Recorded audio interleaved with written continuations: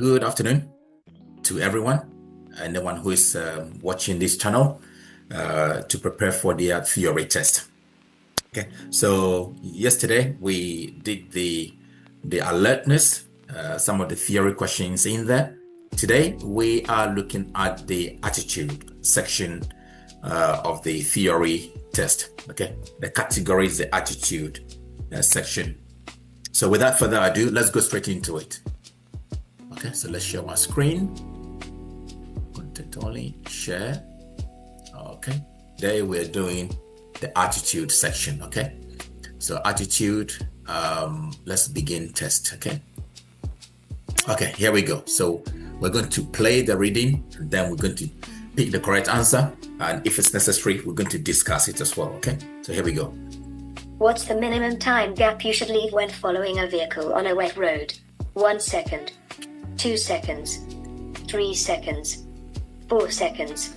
Okay, so a similar question appeared yesterday. So on a dry day, it's a 2 second. You remember the expression, only fools will break the 2 second time gap. Now, if it's wet, it's twice as long for you to stop. So it will be 4 seconds. If it's snowy or it's icy, it'll be 10 times. Okay, so that'll be the correct answer. Okay, so once again, you can read the explanation at the bottom of the page below. Okay.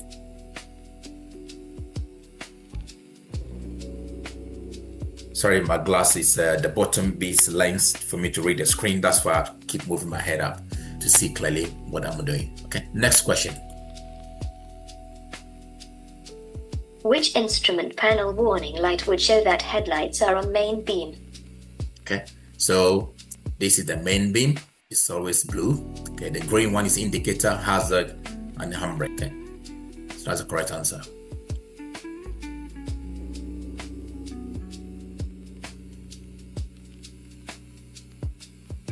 You're approaching an unmarked crossroads. How should you deal with the junction? Accelerate and keep to the middle. Slow down and keep to the right. Accelerate and look to the left. Slow down and look both ways. Okay, so slow down and look both ways is the correct answer.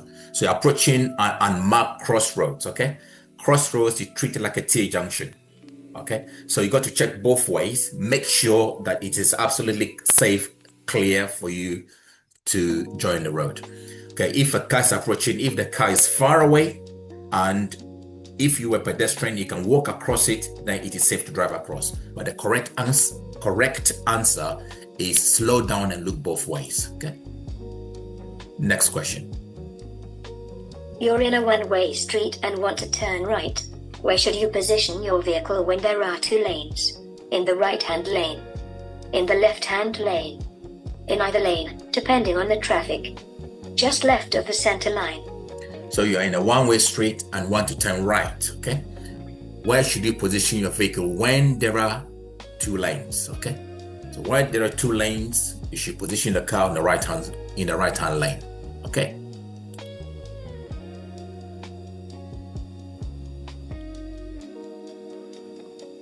What will happen if you follow this vehicle too closely? Your brakes will overheat. Your fuel consumption will be increased. Your engine will overheat. Your view ahead will be reduced. So if we get any closer to this car, can you see further down the road to see what is happening? No, you wouldn't. Okay, so when you pull back, it's easier for you to see what is happening ahead of you. So the correct answer will be your view ahead will be reduced. Okay, that's the correct answer.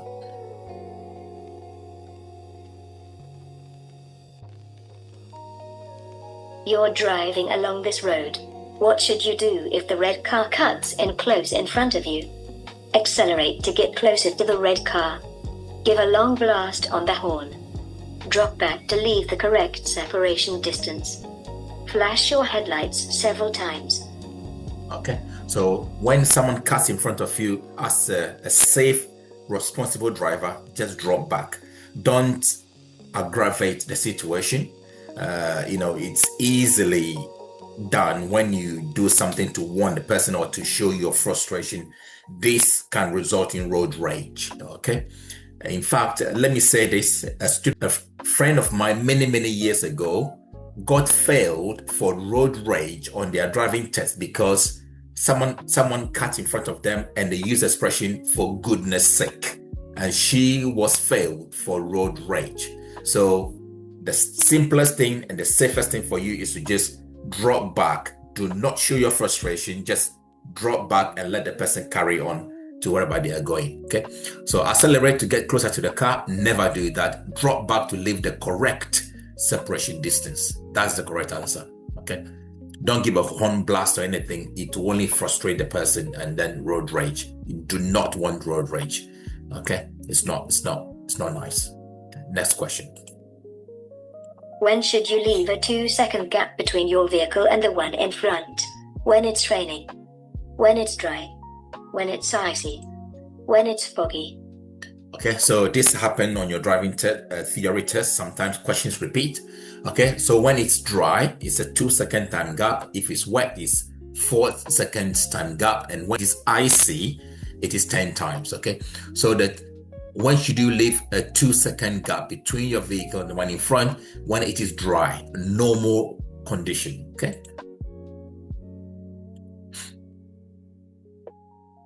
On a road where trams operate, which vehicles will be most at risk from the tram rails? Cars, bicycles, buses, lorries. Yeah, this is self-explanatory. On the tram rails, cyclists can fall off. Cars, buses, and lorries, it's easy for them to drive across. I hope this is self-explanatory. Once again, if you need more explanation or clarity on any of these questions, drop a comment in the comment section below. I will personally reply to those. I do reply to all questions that people ask on my channel here.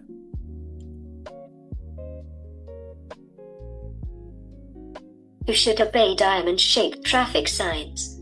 Tram drivers, bus drivers, lorry drivers, taxi drivers. So who should obey diamond one? They are for tram. Okay, they're not for buses, traffic, taxi, or lorry. They are for tram drivers.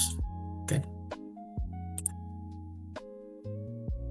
What does it mean if the signs at a bus lane show no times of operation?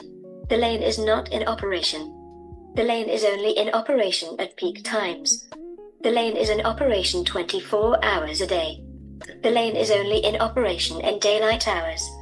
Okay, so what does it mean if the signs at the bus lane show no times of operation? It means it is operating 24 hours. If there are times, it will be put there. But if there's no time, it means it's been it operates 24 hours a day.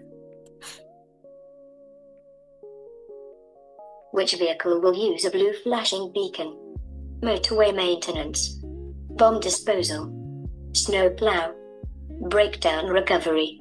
Okay, so this question is slightly tricky with green for the doctors, then the ambulance and the fire engines. But if you look at the question, which vehicle will use a blue flashing beacon? Definitely breakdown recovery. So when you're driving with your family or friends, you see breakdown recovery, you could see that their lights are yellow or amber. Okay, so they are not yellow, they are amber. All right, so it's not a recovery. It is not snow plow, it's also yellow. Motorway maintenance is also yellow. So the correct answer after the process of elimination will be bomb disposal. Okay, emergency vehicles. Okay. Next question. The conditions are good and dry. When should you use the 2-second rule? Before restarting the engine after it is stalled. When checking your gap from the vehicle in front. Before using the mirrors, signal, maneuver routine. When traffic lights change the green. Okay, once again, this question has appeared once more. The conditions are good, dry, all right? When should you use the 2-second rule? Okay, before starting the engine, no. Before using the mirrors, no. When traffic lights change to green, no. It's when you're traveling and you want to keep the correct separation distance between you and the vehicle in front. Okay, that's the correct answer.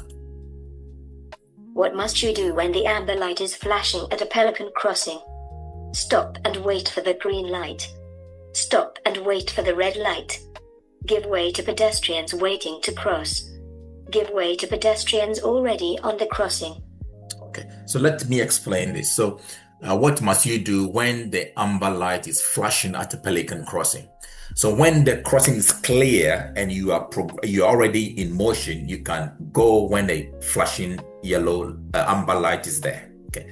So when you're already coming, let's say for example, you're doing 30 miles per hour, you're coming to the light and the flashing amber comes on, you can carry on going when it is safe. No one is on the crossing.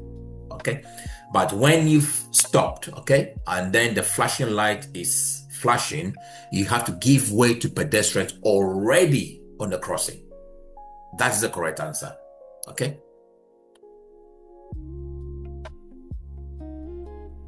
Why should you never wave people across at pedestrian crossings? Another vehicle may be coming. They may not be looking. It's safer for you to carry on. They may not be ready to cross. Okay, so I did address this particular question yesterday in one of the alertness section. Okay, why should you never ever wave people to cross at pedestrian crossing? Because another vehicle may be coming. That's the correct answer. Okay, so do not wave anyone. It's better for you to stop, let them cross at their own time. Okay, so it's safer for you to carry on. No, that's not correct answer. They may not be looking, possibly, but it's not the most important or correct answer in this instance. They may not be ready to cross. Sounds plausible, but the correct answer is another vehicle may be coming. Okay. Okay. Once again, you can pause the video and read the explanation at the bottom of the page and then resume. Okay. Once again, this is just to help you understand the reason behind the answers. Some answers are similar in meaning and some of them could be close to the correct answer, but you've got to do the process of elimination in order to get to the correct answer. Which of the answers carries weight? Okay, let's say for example, they may not be looking. It is true. Yeah, they may not be ready to cross. It's also true. So those two answers are quite similar, but the most important and the correct answer is another vehicle may be coming. So they may not see you and then create a problem. So you must always never wave people to cross. Okay. What should you do if you're driving a slow-moving vehicle on a narrow, winding road? Keep well out of stop vehicles overtaking dangerously. Wave the vehicles behind to come past you if you think they can overtake quickly. Pull in when you can to let the vehicles behind overtake. Give a left signal when it's safe for vehicles to overtake you. Okay, so the correct answer is pull in when you can to let the vehicles behind overtake you. So when you're driving on a narrow winding road and traffic is building behind you, don't wave anyone or signal, just wait, pull into a passing place and then let them overtake you, and when it is safe you can then join the road and carry on going. Okay, that'll be the correct answer.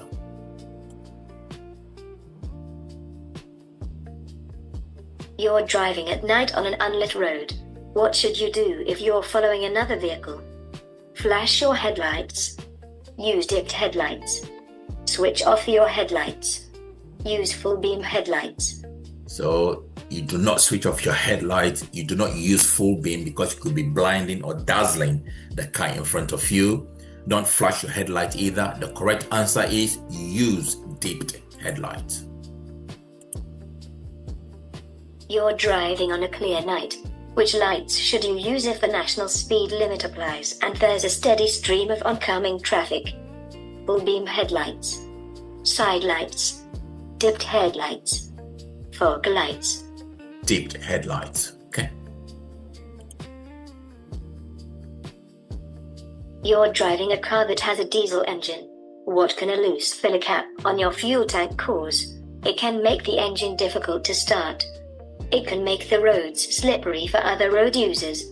It can improve your vehicle's fuel consumption. It can increase the level of exhaust emissions. Yeah, so diesel is slightly thicker and slippery. So when the filler cap is not tight and the car is moving, the spills on the road is dangerous. Yeah, it can make other road users go over it in a slippery motion and then create hazard. Okay, the correct answer is it can make the road slippery for other road users. Okay. Why is it dangerous to travel too close to the vehicle ahead? Your engine will overheat. Your mirrors will need adjusting. Your view of the road ahead will be restricted. Your sat-nav will be confused. Your view of the road ahead will be restricted. We've already discussed that question. You're in a line of traffic. What action should you take if the driver behind is following very closely? Ignore the driver behind and continue to travel within the speed limit. Slow down, gradually increasing the gap between you and the vehicle in front. Signal left and wave the driver behind to come past. Move over to a position just left of the center line of the road. Okay, I can explain this further, but the correct answer is slow down, gradually increasing the gap between you and the vehicle in front. Yeah, you don't want to get too close to the vehicle in front. You want to increase the gap to the safe level. Okay. What type of emergency vehicle is fitted with a green flashing beacon? Fire engine, road gritter, ambulance, doctor's car. So just mentioned this already in one of the questions and I've tried to explain it. So green flashing beacon is a doctor's car. Okay. I hope you're getting the correct answers as you follow along. Okay. Well done. You're traveling along a single track road. There's a passing place on your right.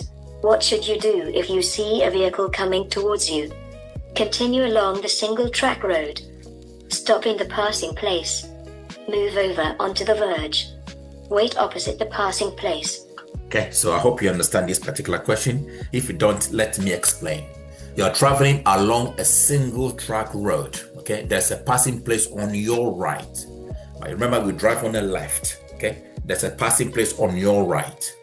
What should you do if you see a vehicle coming towards you? It's a single track. There's nowhere for you to go.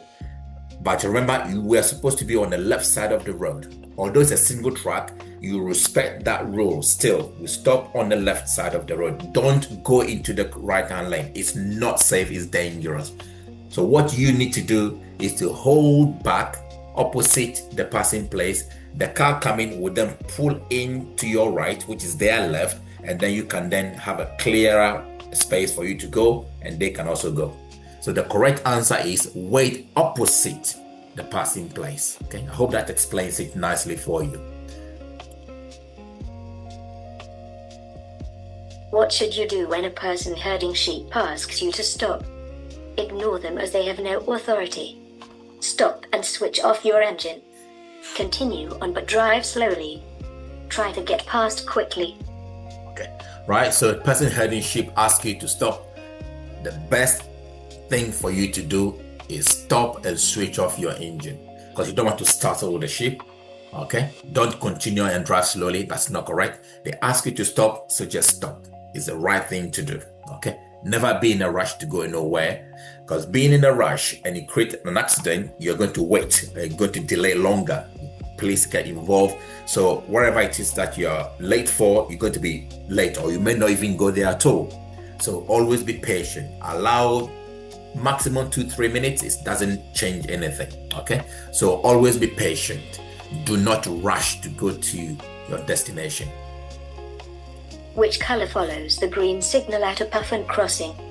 Steady red, flashing amber, steady amber, flashing green. Okay, so puffin crossing. So the similar question happened yesterday. So it's a steady amber. All right. So the amber, steady amber. Okay.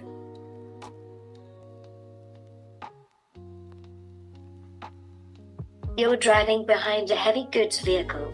What should you do if it signals left but steers to the right? Slow down and let the vehicle turn. Drive on, keeping to the left. Overtake on the right of it. Hold your speed and sound your horn.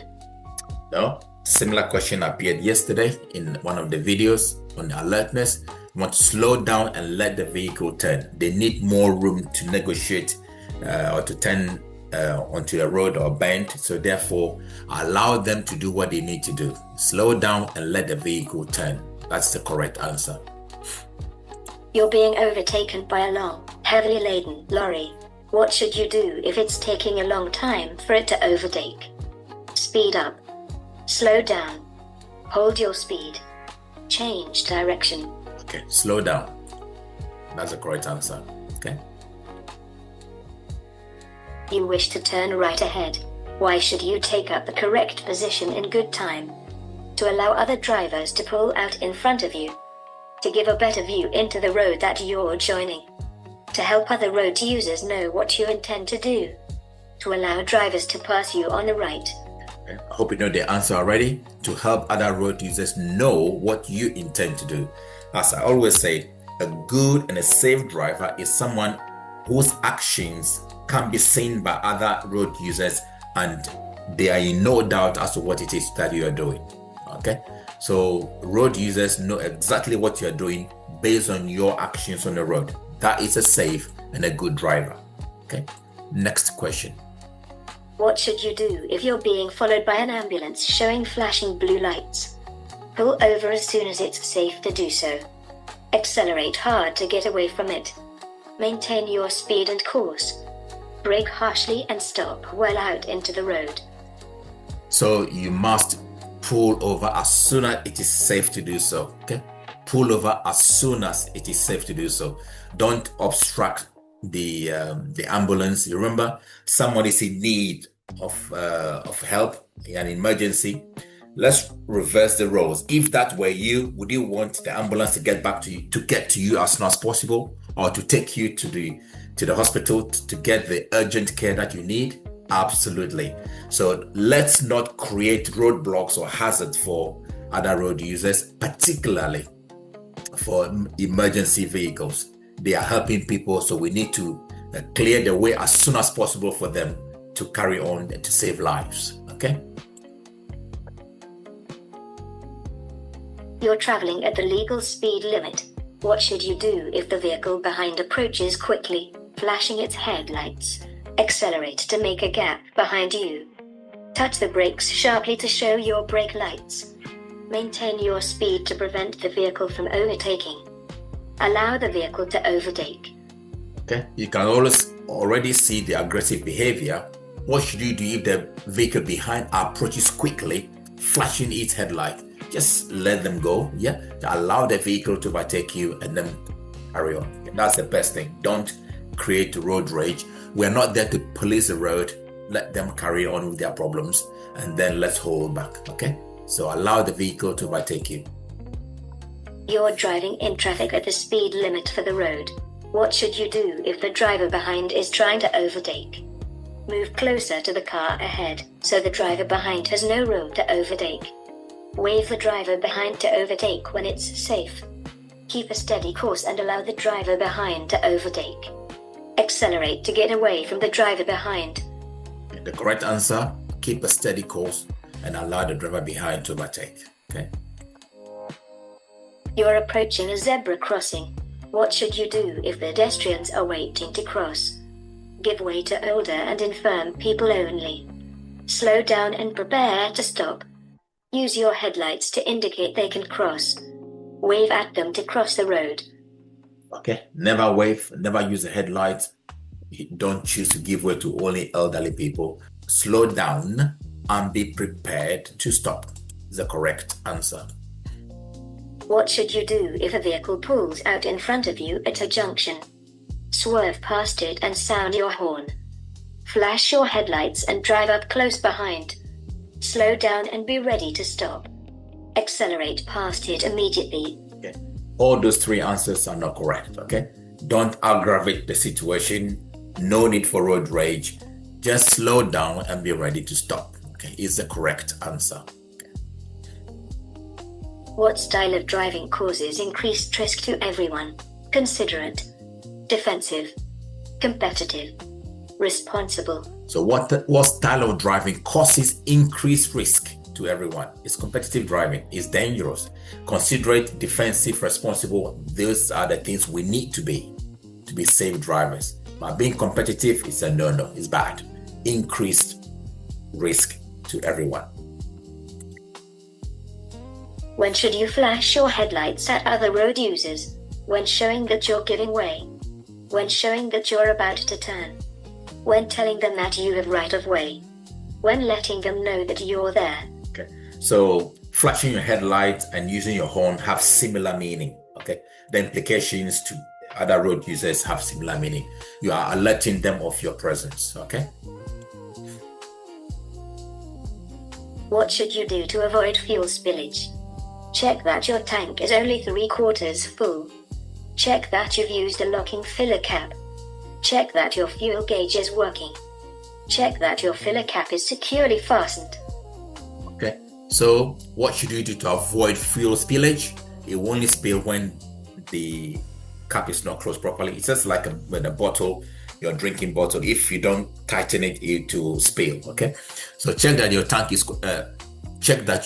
only 3/4 full. That's not the correct answer. Okay, you can fill up your tank. Yeah, check that your fuel gauge is working. That doesn't even come close to the correct answer. So the answer is between these two. Check that you've used a locking filler cap. If you have a locking filler cap and you have not securely secured it, what is going to happen? It's going to leak. So the most important and the answer that carries the correct weight is the filler cap securely fastened. Which type of crossing allows cyclists to ride across with pedestrians? Toucan, puffin, pelican, zebra. Okay. So once again, in the alertness section, I did mention this. Sometimes we can use word associations or neuro associations, so we call it neuro association conditioning, to link things together. So I use the word toucan crossing. I say toucan cross to help me remember the difference between pelican, puffin, and toucan crossing. Okay, so toucan cross. So pedestrians and cyclists. Okay, so toucan cross. You're waiting in a traffic queue at night. How can you avoid dazzling drivers behind you? Use the parking brake and release the foot brake. Keep your foot on the foot brake. Balance the clutch with the accelerator. Use the parking brake and foot brake together. Okay, so just to explain this question, so you're waiting in a traffic queue at night. How can you avoid dazzling drivers behind you? So the brake lights, because they are powerful, strong, so when you keep your foot on it, it's going to be dazzling people behind you. So when you're in a queue, the best and the safest thing, or the best thing to do is to use the parking brake and then release the foot brake. Okay, any of these answers are not correct. What should you do when you're overtaking a horse and rider? Sound your horn as a warning. Go past as quickly as possible. Flash your headlights as a warning. Go past slowly and carefully. Okay, so horse and rider, you don't want the rider to be thrown off or the horse to be startled. So go slowly, all right? Slowly and carefully, leaving a bigger room for the horse. Yeah, they don't want to be startled, right? Okay, so that's correct as well. Okay, next question. Okay, once again, the same situation happened to me yesterday. So I did mock test many years ago, got that one wrong. So it keeps appearing all the time. But as you can see, your score is 100%. We got 38 out of 38. We checked the answers, they are correct. So this is a mistake I made years ago, I think 3 or 4 years ago, when I was, anyway, let's leave that one there. So we got it correct. It's 100%, 38 out of 38 on the topic of attitude. Okay. So once again, this is how we study for our theory question. So you go through each question bank. Okay. When you go to, so back to topics. Okay. So we can see we've done attitude. So 38 answers answered correctly. So it's fully green. Okay. So when you go through all of the categories, yeah, they will all be green. that is when you are ready to do your mock test. When you study this way, yeah, that is the best way for you to smash your theory test. Sometimes you can get 50 out of 50 and you'll be like, wow, you've done it. Okay, so this is how to study for your theory test. Please, if you find this video helpful, we beg you, please subscribe to our channel to support us. We're on a mission to help 100 people pass their theory or their practical driving test. We are on course, we are doing that. Hopefully at the end of the year, I'm going to tell you how far we have reached. So far, we are really hitting the target. So please subscribe to our channel to support us, and it's free. It's free, so it won't cost you anything. Just please subscribe. Okay, 85% of people who watch this channel regularly are not subscribed. Please, it doesn't cost you anything. It is absolutely free. So please subscribe to our channel. It will help us to continue creating more videos for you. So thank you so much for watching this video, and please look out for the next video, which is going to be essential documents, okay, about driving, which is going to help us prepare thoroughly for our theory questions and to pass them very well. So please look out for this video in the coming few days, and thank you so much for spending some time with us. And once again, please subscribe to our channel. It is absolutely free, and we look forward to seeing you in our next video. Have a great day. Wishing you success. Bye for now.